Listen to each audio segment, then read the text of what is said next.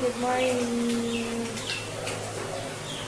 Ito, kakaluto ko lang ng sinangag. Yan yung breakfast namin. Ito, sinangag, then itlog, tuyo. Tsaka itinit ko yung ulam namin kagabi na na sinigang na bangus. Pero ano lang yan, sabaw lang muna. Kasi meron na tayong itlog tuyo. So, then kape. Dili na kain na. Good morning ka naman sa kanila. Good morning. Kumaway lang. Kain tayo. Hindi kain ako. Hindi, kain tayo. Tulog pa si Iyus eh. Okay lang kasi maya-maya. Atin na rin naman kami ng church. May nagpa-power pa siya. Power nap. Hey,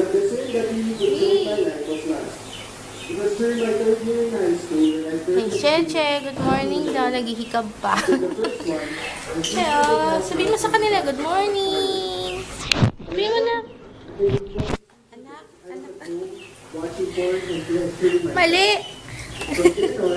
Good morning.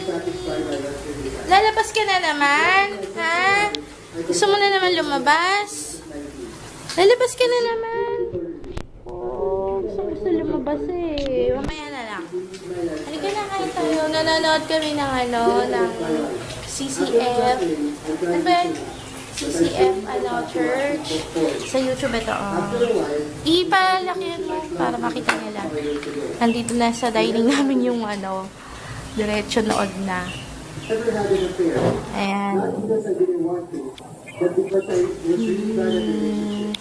Alam nyo ba, yung palabas na yan, yung sa CCF na church, True TV, dyan naging Christian si Mar.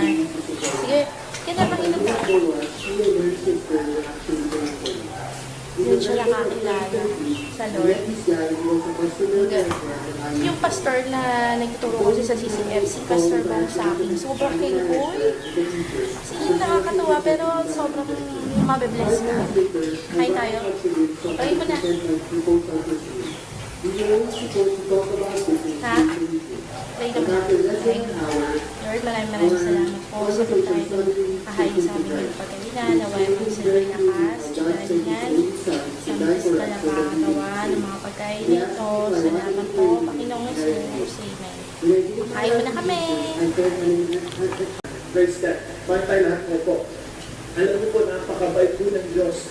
Nung kanina po nakikinig po ako sa storya ho at sa patotoo ho ni Donnie, nagpapasalamat ako sa Panginoon na tunay nga po na ang dami pong tao na nabibihan po sa mga iba't ibang uri ho ng bisyo, iba't ibang uri ho ng pagkakatangkala ng kasalanan, pero purihin ng Diyos kapag siya po ang nagpapalaya. Amen po? Tama? Kaya mahirap, kasi marami tayong mahirap na sirkumstansya. Pero alam nyo, yan ay biyaya ng Diyos. Yung mga iba ho na sanay ho sa magagaang buhay, kawawa, hindi sanay. Kaya ho, ako nagpapasalamat ako sa Diyos kasi yung tatay ko at nanay ko, hindi kami sinanay sa madaling buhay. Kasi kung hindi ho niya kami sinanay, hindi kami sinanay sa ganung bagay, palagay ko, hindi kami makakatagal sa hirap. Naunawaan po, at hindi kami magtsatsaga sa buhay. Kaya minsan yung mga magulang sasabihin lang, yung hirap na pinagdaanan ko, hindi ko padadaanin sa anak ko. Kaya maniwala ka sa akin, pag ganyan ang prinsipyo nyo, maghihirap ang anak nyo. Bakit? Kasi kailangan nyo silang paunatin para yan yung paro-paro. Yung naalala nyo po yung, di ba yung sa kukun? Alam nyo yung kukun, no? Yan, di ba? Eh yung bata nakita, lumalabas sa paro-paro. Hirap na hirap eh. Hirap na hirap na awa. Ginupit. Hindi nakalipad kasi bakit? Kasi hindi niya alam, kaya yung hirap na yung kasama yun para tumiba yung takpak, para paglabas niya malakas siyang lumipad. Eh dahil pinadali ang buhay, hindi makalipad, patay. Kaya minsan wag ho kayong papaniwala na kailangan magaan ang buhay, kaya nga pinahihirapan ko iba sa inyo. Pag patulog ka, bigla akong gigisingin kasi hindi mabuti pag tuloy-tuloy ang tulog mo. Yung mga inaantok na kasi sa service eh. Magkakaganyan tayo. Ngayon hindi na circumstansya. Panahon. Minsan ang tagal. Hindi mabilis. But for sure, the purposes of God of being yung transforming. Nandito kami sa church ngayon.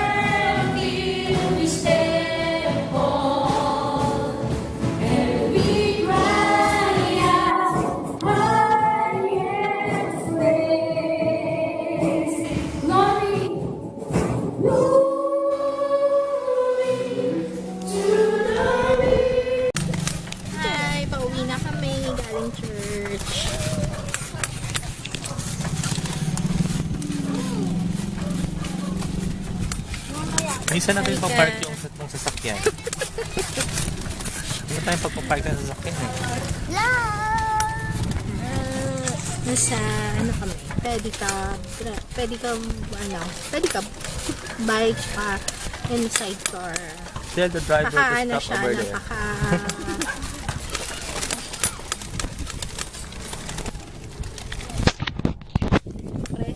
Presko. Ayan, ang bukirin. Diyan ka na ba yung hacienda? Hello, Baba. Pressure pa. Ay, pahabol ka. Ayan na. Dito, Chichi, bilisan mo.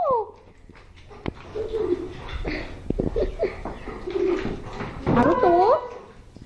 Huwag na yan. Iniitik namin. Ewan ko ba dito kung ano-ano mo. Hala. And... Hi. Kumusta kayo? Matin kayo ng church. Sunday. Church Sunday. Huwag makakalimot sa Lord kapag Sunday. Kasi meron tayong 6 days na.